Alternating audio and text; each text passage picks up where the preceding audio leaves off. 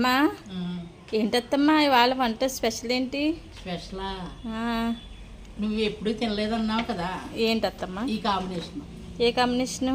మామిడికాయ, ఉమ్, తెల్లంకాయలు, అత్తమ్మా. ఒక దుంప, ఉమ్, ఒక ఉల్లిపాయ. ఆహా, అసలు కూర తింటే ఈ అత్తమ్మ. పులుపు ఇవన్నీ కలిసి కూర సూపర్గా ఉంటుంది, టేస్టీగా ఉంటుంది. నువ్వు తినలేదన్నావు కదా, నీకు తినిపిద్దామని ఈ కూర చేస్తున్నాను ఈరోజు. వెరైటీగా అత్తమ్మా. వంకాయ, బంగాళదుంప, మామిడికాయ. ఇప్పుడు వంకాయ పులుసు పెట్టుకుంటాం, ఇగురు పెట్టుకుంటాం, ఎప్పుడు పెట్టుకుంటాం కదా, లేదా పప్పులు వేసుకుంటాం.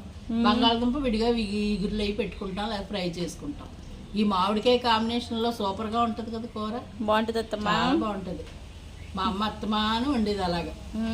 మామిడికాయలు దొడ్లో ఉండేవి, అలాగే కోసేసి గబగబా వేసి వండేది. మళ్ళాగే చెట్టు ఎప్పుడు కోసేసుకోవటం, కాయ కూరలో వేసేసుకోవటం. ఏ కూర వండినా మామిడికాయ